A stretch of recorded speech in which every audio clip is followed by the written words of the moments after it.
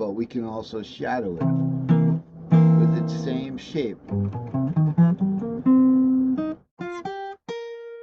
We've shadowed it. Now, where does the blues note go then? We have it in our little chart here, and we're not worried about blues magic key right here. The blues note in the C shape, we're still blues magic key, is going to be on the 3rd string. So let's go back up here and look. Here we are with our C blues. Now we're on this fretboard here. We start with our 3 chord, 7, you know, the C7 chord. I should put a 7 there to be nice. And then we're going to shadow it up here. There's the 3rd note, blues note. See how we have the C pent blues and we have it right here? So during that shadowing process, we know we're going to pretty much to the next cage up, very close to it. You know you're going to go to, I guess, an octave up there from here.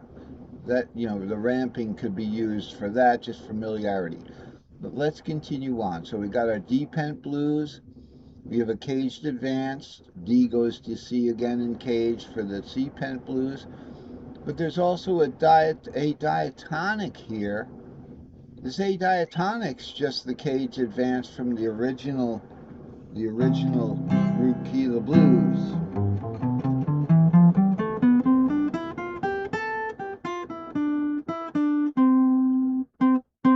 Now notice when we have an A diatonic here in the root key of the blues, let's look at right here, root key of the blues, A diatonic. It's saying that the blues note's on the 3rd there.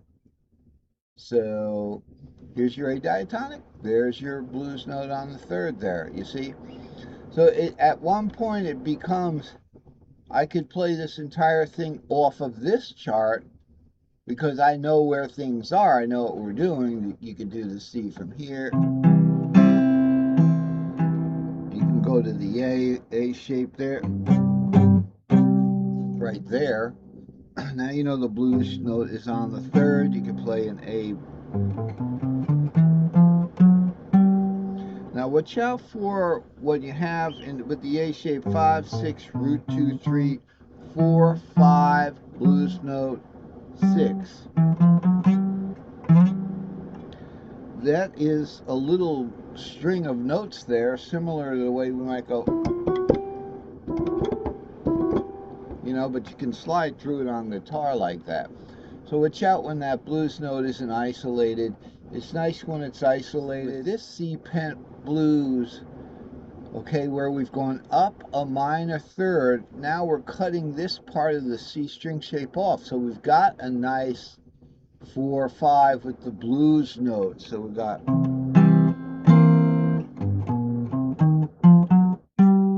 see, like that. Okay. So indeed, if we really looked at what notes we're playing here with the C pent blues shadow here, we're starting on 5. We're going to B flat here, then root, then E flat. So we are doing the 4, root 5. We're doing that, but somehow it doesn't get mixed up with doing 4 notes in a row, 4, you know, like almost like a chromatic trill. When we have our A diatonic here, so say we start with our basic, remember I said we're not doing 1, 4, 5 yet.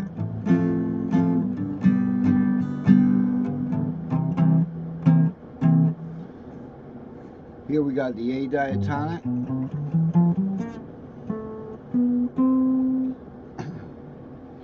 We're gonna do A pent blues from there. We have to go a full minor 3rd up from that. So we go like this.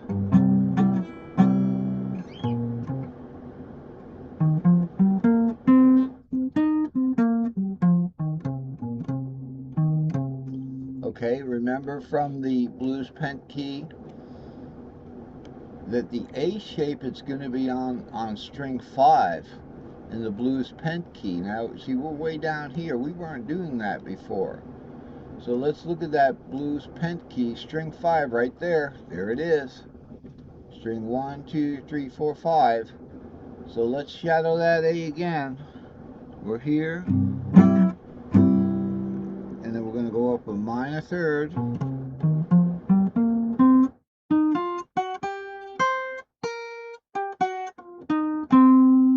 You see? So that works. And that's what we're really doing right now, is looking to see if we can make sure it works. And this is just a little, showing you the shape fitting with that A chord there. We're going to be including this in the label, all right, because we're up here for the shadowing. This is our minor third. We got root key of the blues. We got C. We go to E, and then to G. Now we're going to shadow the G. Now, where is the blues key on the G? I can tell you. If we start a G right here, that blues key is going to be on the 3rd string right there. Okay, so here's our G is going to be right here. It's going to be on the 3rd string. Yeah, just by looking at it. C, or up here, E, and then to G. We'll do a little G7. Now let's shadow that G, and we know that the blues note is on the 3rd string just by inspection. Remember, it'd be on the 2nd string over here in the G box, is what I'm saying right here, with the G pent shadow blues shadowing the root key of the blues root chord. But now we're on the 5th, because G becomes the 5th. So in string shapes, when we go up a string, we're going to its 5th. So something like that might help explain it. It's going to be on the 3rd string now instead of the 2nd. So we got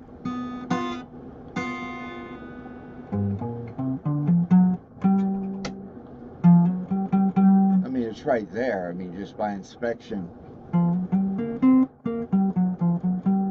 Now let's play the 1 into the 5. We know that blues note's on the 3rd string.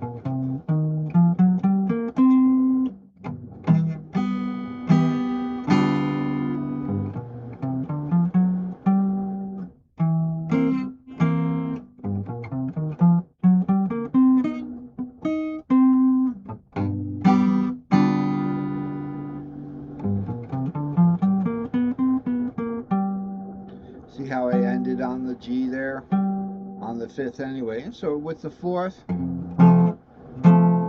but now we have to move that shadowing up 1 fret, because we shape fitted the 4th in there. That we have this.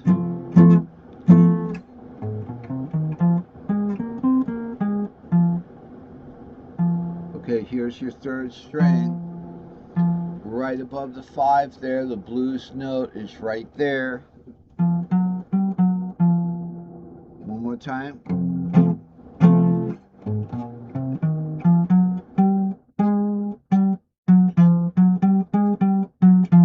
See, we've got 4 notes in a row right there. You see how that worked out there with the 4th? If you're having problems finding the blues note, just skip the blues note and play the pentatonics.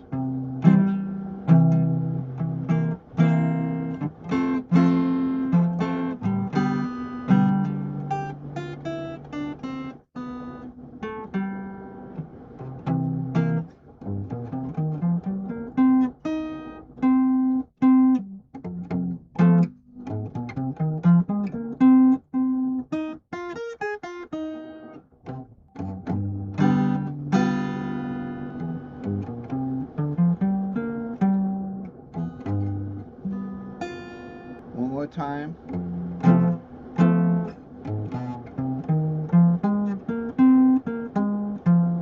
Now where is the blue note?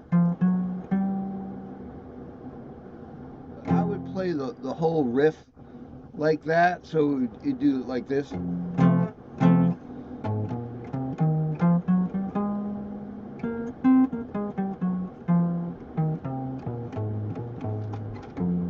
Alright, so we learned something a little bit.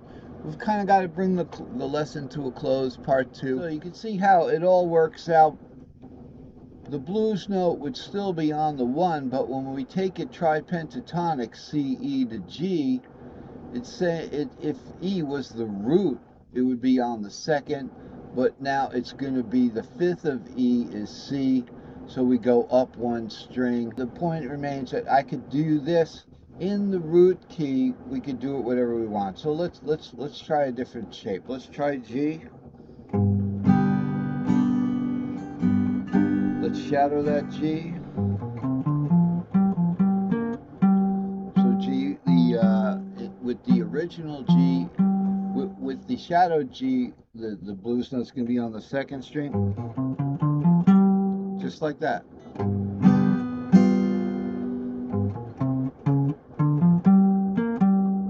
Okay, when we're doing it in the root. So remember, these 3 guys are for the root. This applies for all 3. It doesn't matter. Okay, but really, once you get into where's the blues key, yes, it does matter. You can play the blues magic key over all 3 of them. You don't have to modulate the blues magic key. We don't have 1, 4, 5 for that, but the blues note stays where it is. So these blues notes are all for the root key of the blues. I know it's difficult. We have to do some learning during the lessons.